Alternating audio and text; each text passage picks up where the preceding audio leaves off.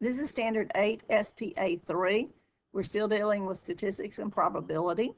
On this one, we're going to use the equation of a two-variable linear model to solve problems, interpreting the slope and intercept in context. Now, this could be a linear equation or a scatter plot. Keep in mind, this could also be a scatter plot.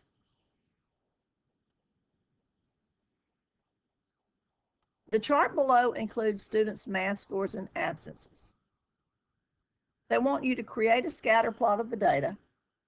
Okay, now let me show you something that I've already done for you. I've taken this data here, and this is about math scores versus students' absences. You see, we plotted all the points, okay?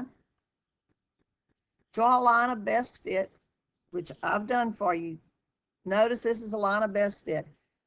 The association is linear because it's got a linear association, it seems, and it tends to be going down, so the association is negative. And they want us to write a linear equation for the line of best fit. Now, this is where we're going to have to try to figure this out. Write a linear equation. To write a linear equation, we start with y is equal to mx plus b. We've done this before. Y is equal to mx plus b. Now, our b is where our y-intercept is. It's where it crosses the y-axis. It's right about there. Now, look, we actually have a point there. Let's see if we can see where that point is. There's a high and a low point on those that got 100. Let's see.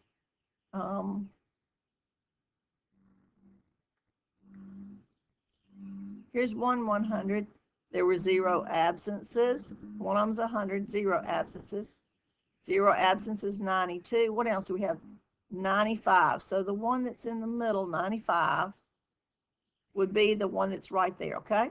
This point right here is at 0, 95. Our B is 95.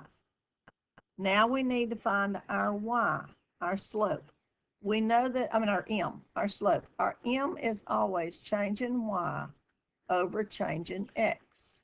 We need to find 2 points that are close on the lines that we can find Y's for and X's for.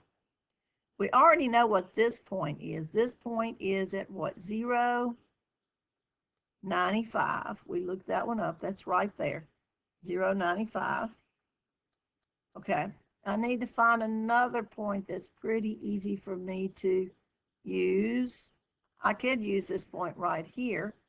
Okay, there's not a point there, but I know this is about 7 absences, right? I need something on the line. So that's at about 7. And what would that my score be? 40, okay? So let's use those 2 points. Let's use, this is our x1, y1. This is our x2, y2. Now, what we're going to do is we're going to find the change in y over change in x. Draw your right triangle. And I'm going down from 95 to 40. 95 minus 40, that's our change in y. If I go from 95 to 40, how much am I going down? 20, 40, 55, right? 95 minus 40 would give me 55. Now let's find our change in x. I'm going from 0 to 7. 7 minus 0 is 55 over 7. So in our calculator, we divide 55 by 7. Okay. 55 divided by 7 would give us about 7.9. Okay. So we are going down 7.9. Let's rewrite the equation so you can see it better. Y is equal to negative 7.9x plus 95.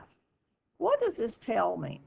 It tells me that at 0 days, I'd start at about a 95. But for each day that I missed, I would go down about 7.9 points for the test, right? So if you miss 2 days of school, you can count on going down almost 15 points on the test. So that's what this particular thing tells us. There's our linear equation, and we know it's a negative because the line is going down. That's a negative slope. Now let's go back and see what else it asks us. Identify the y-intercept and the slope of the line of best fit within the context of the data. Explain what each means. What does the 95 mean? 95, that would be the grade, see, because this is your math score, or the grade you would expect to get for what? 0 absences, right? You would expect to get on the test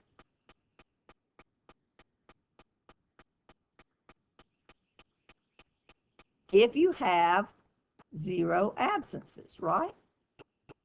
If you're there paying attention, that's what you should expect to get. What does the negative 7.9 mean? It means, and let's see, it's changing y.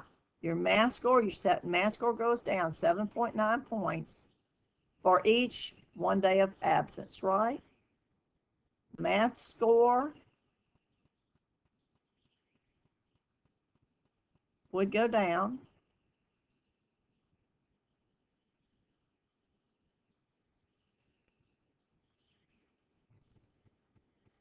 about, because this is a scatter plot, and down because it's negative, 7.9 points